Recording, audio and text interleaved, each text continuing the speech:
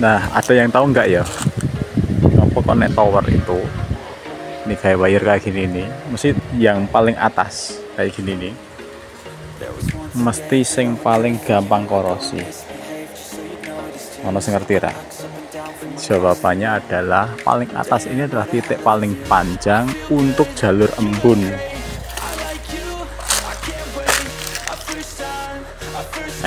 Pada percaya tak? Jalur embun.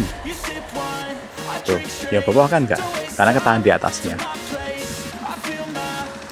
Wih, jangan percaya dulu mas bro, itu hanya asumsi, hanya perkiraan. Yang bener itu lihat loh kondisinya, spannernya itu lihat itu juga klemnya loh. Kan beda-beda kondisi, beda-beda keadaan. Lihat aja itu. Jika klemnya itu masih bagus dan bawahnya masih bagus, kemungkinan itu bukan karena cuaca ya bro, bukan karena kondisi embun dan sebagainya.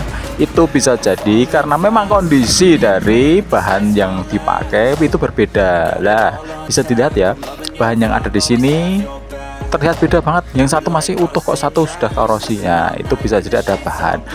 Kondisi itu hanya memperparah dan mempercepat dalam memperparah kondisi karat ya.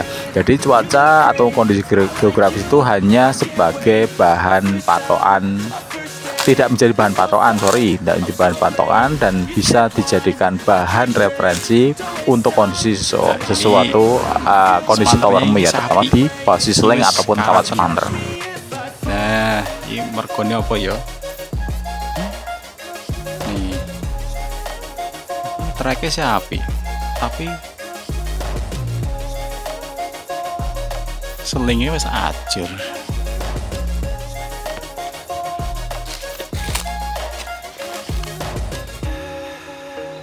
Tuh.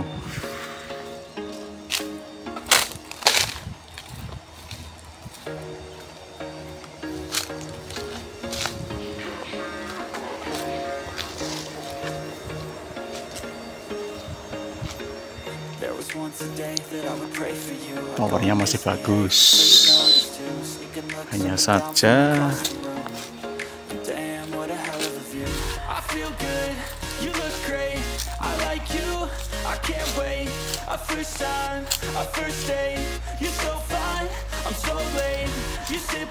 ini selingnya juga sudah karatan. Ini memang semua ini lah. Mergo beda.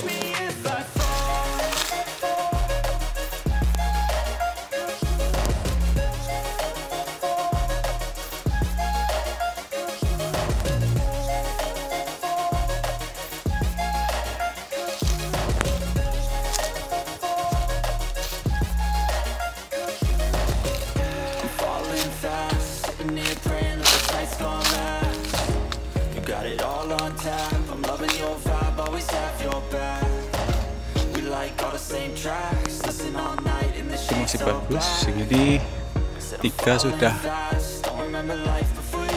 berkarat ya, tapi hanya selingnya saja. Nah, perlu diingat bahwa yang namanya bahan itu tidak selamanya itu bagus ya. Kita tahu bahan itu ada yang besi di hot dip, ada yang memang bahannya dari galvanis, ada yang memang bahannya bagus, ada yang memang hanya spons saja. Nah, kadang kita itu ya tidak tahu bahan di lapangan itu dari tokonya itu seperti apa. Seperti ini, kita lihat ya, ini jelas-jelas ya, jelas-jelas posisinya memang track score dengan selingnya itu berbeda. Nah, apalagi dengan klemnya tuh, pada dead end klemnya itu masih bagus. Nah, ini membuktikan bahwa selingnya ini bahannya beda. Dengan bahan yang beda ini kemungkinan pada bagian ujung sampai pangkal pasti sama ya. Kalau mau memberikan juga dipanjat ya, pasti sama. Nah, solusinya bagaimana ya? Wes ganti, mau nggak mau ya ganti.